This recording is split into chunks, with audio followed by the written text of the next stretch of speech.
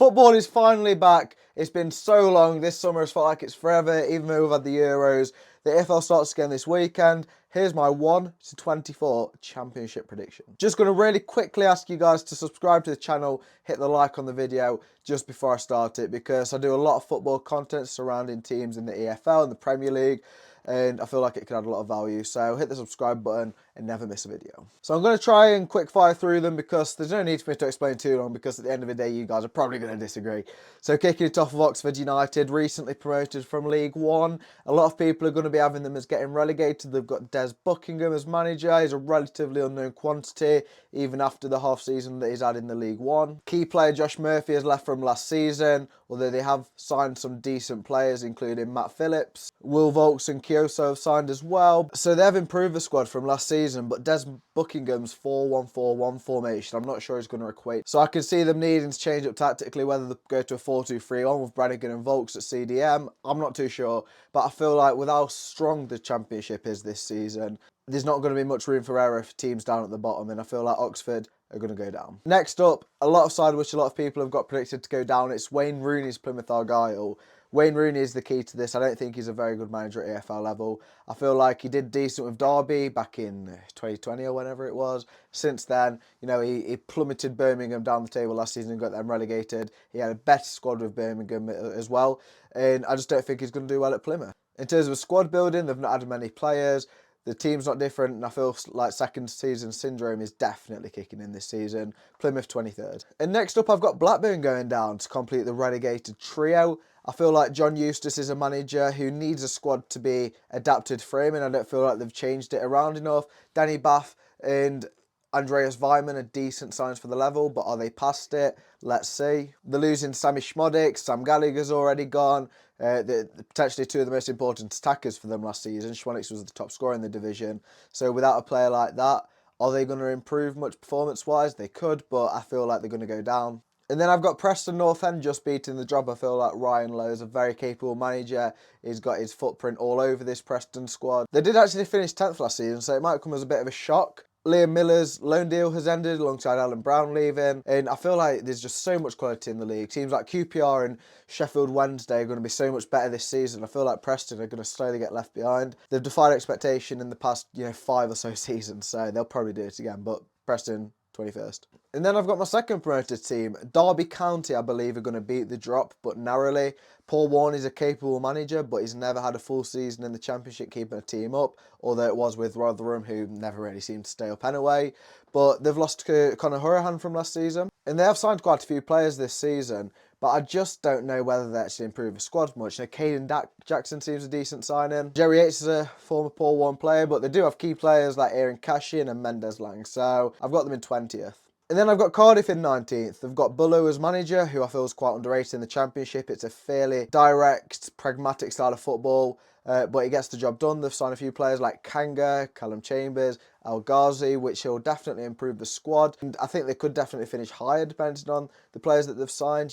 El Ghazi got promoted to Aston Villa a few years ago. Callum Chambers has been at Arsenal playing, and he's been at Aston Villa playing football. And dropping out of the Championship, he could very well be one of the best defenders this season, but we'll have to see on that. Cardiff, 19th. And then I've got Millwall at 18th. They've got Neil Harris back in the dugout. He's Mr. Millwall, isn't he? He knows exactly what he's doing there. They signed Tanganga back from last season. They've signed Macaulay Langstaff from Notts County, who's been top scorer in National League and League Two, alongside Jensen from Lincoln, who was potentially the best keeper in League One last season.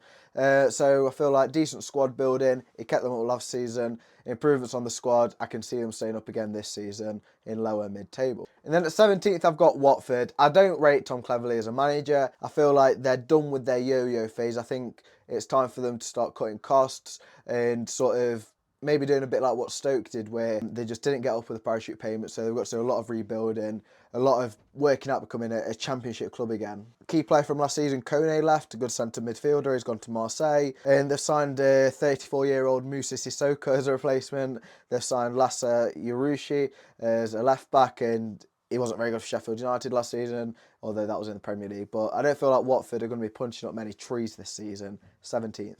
Stoke are the next team. They've got Schumacher as manager, who got Plymouth promoted a couple of seasons ago, and he was doing a decent job with them last season, so he left for Stoke. It's a weird one because I see a lot of Stoke fans getting really optimistic on football Twitter, and I just don't fully understand why.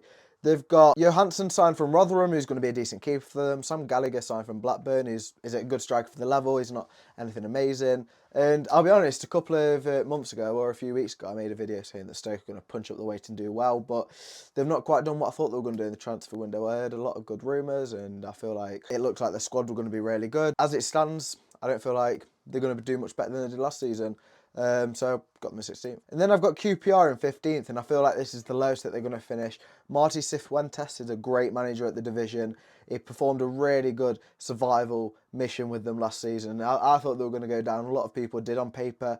The squad didn't look very good, but he got players like Elias Chair, Jimmy Dunn, just to name a couple, playing really well last season. They have lost Chris Willock and Sinclair Armstrong, but I don't feel like that's going to be massive because Willock and Chair were both fighting for that left wing role. Now it's just Elias Chairs. We don't know what's happening with him, by the way. We'll have to see on that one. But they have signed a striker called Salah for $2 million, which fills that Sinclair Armstrong void. And they've also signed Liam Morrison, young centre-back from Bayern Munich, and he could be very good. We'll have to see on that one. And then I've got Sheffield Wednesday, another manager in Danny Roll, who performed a great survival mission last season. Potentially more impressive than the one that Cifuentes did. You'll have to let me know down in the comments on that. They've signed Max Lowe, they've signed Jamal Lowe, a few other players. They've definitely improved the squad, put it that way. The rebuild under Danny Roll's going well. I thought he might have left this summer, but he's not. He's stayed. I'm not sure if he penned down new contracts, but I don't think they're going to be under any threat of relegation this season with him in the dugout. They were actually 10th in the form table for the last 20 games of last season, and QPR were 5th. And then I've got Portsmouth. I feel like they're going to safely start this season. I believe Mousinho is another very good manager for the level, and I feel like for most clubs going up the table now, I'm going to be saying that they've got good, really good managers. They've signed some decent players. They've signed Sammy Silvera on loan from Borough. They've got Josh Murphy. But they do look like they could be a striker short. Colby Bishop is out for the start of the season, and they've got Yengi. They might need to get another striker in because scoring goals is something which you need in the Championship. But I believe Mousinho's got it under wraps. So yeah, Portsmouth safe staying up. And then I've got Sunderland in 12th, and I genuinely believe that anybody could make a case to me for them getting, promotion this season or going relegated because they've got Reggie Lebris as manager. If I've completely mullied that pronunciation, I won't be surprised. He plays a fairly fluid style of football from what I've heard. Signed some experience in Alan Brown and Simon Moore in net. They've also got Poveda, who did well at Sheffield Wednesday last season. They've got a very young squad. It's been widely spoken about. Players like Dan Ballard are the most experienced in their ranks. It's a big year for Sunderland. As I say, I genuinely don't know where they finished, so I'll put them smack bang in the middle of the table. 12th. Let's see. And then a side who I feel like could easily be underestimated this season, it's Swansea City. They've got Luke Williams as manager, who plays the Swansea way, the possession style of football, sort of try and pass it into the net. They've made some decent signings, like Gonzalo Franco. The squad hasn't really weakened. I feel like they're a bit of an unknown quantity, really. Since they got relegated a few seasons ago, they've not really done anything too special. They had a decent run of football under Russell Martin. It was going decent. But I feel like it's really time for them. With Luke Williams having a full pre-season playing his style of football, they could potentially be quite far up the table. And then I've got Bristol City in 10th. I feel like they could be making a playoff push this season. Liam Manning is a manager who plays a boring style of football. It's pragmatic, but it gets the job done. Look at how he did with Oxford last season. Bristol City, they were thinking that they might be in a relegation fight this season, but they weren't in the end. They were comfortably safe. This season, it looks like they've gone for a different strategy in the transfer window. They've gone for some younger players. Sinclair Armstrong, as I mentioned earlier on, they've signed a couple of players from the Asian market, which will be interesting to see how they do. But I'm excited to see how they do this season, especially just like with Swansea, full pre-season for the new manager to get his football blueprint into the players. Playoff push potentially. And then I've got Hull at 9th, okay? I don't feel like their transfer window is anywhere near done. They lost Philogene for about 15-20 million. They've lost Jacob Greaves for about 20 million. Ozan Tufan has left. And Cavalier's gone back to Liverpool from his loan spell. But they've got Tim Walter as manager, who plays a very, very gung-ho attacking style of football from what I've heard. They've got Cody Drammer at right back and Ryan Giles at left back. And they could obviously probably do with another winger and another centre back to replace the two key players last season in Philogene and Greaves. But let's see how they'll do. I'm excited to see how they play. And then next up, I've got Sheffield United. I'm a Blades fan, and it's torturous to be one right now because the ownership situation, we don't know what's happening with that. The current owner, which we've got, doesn't want to put money into the club. We've signed about 4 or 5 players, and we've let go of 15 odd, so we've got no squad depth anyway. The players that we have got are pretty decent. Gustavo Hamer, Callum O'Hare, Kiefer Moore, Ahmed Hodzic, just to name a few, and that's missing out Ollie Arblaster. So we've got a decent squad on paper. At the current time of making this video, we've got no right back, we've got no wingers, and it's a bench full of youngsters. But I feel like ninth is minimum Wilder to do. I feel like Chris Wilder is criminally underrated. I feel like he's being kind of shafted by the board because this is sort of his redemption job after failing at a couple of clubs like Middlesbrough. And then in 7th place, I've got Coventry City. It hurts me not to put them into the playoffs, and you'll see why with some of the clubs that are in the playoffs. I feel like Mark Robbins is a very capable manager. The most notable deputy from this last season is Callum O'Hare, but they've improved the squad once again. Rodoni's come in, so is Thomas Asante. It slightly worries me that Ben Sheaf could potentially be on his way out. A couple of clubs are ruined with him, including Ipswich, who's just gone promoted. But Mark Robbins, I'll say, he's Mr. Coventry now, and transitioned to a 4-2-3-1 during last season.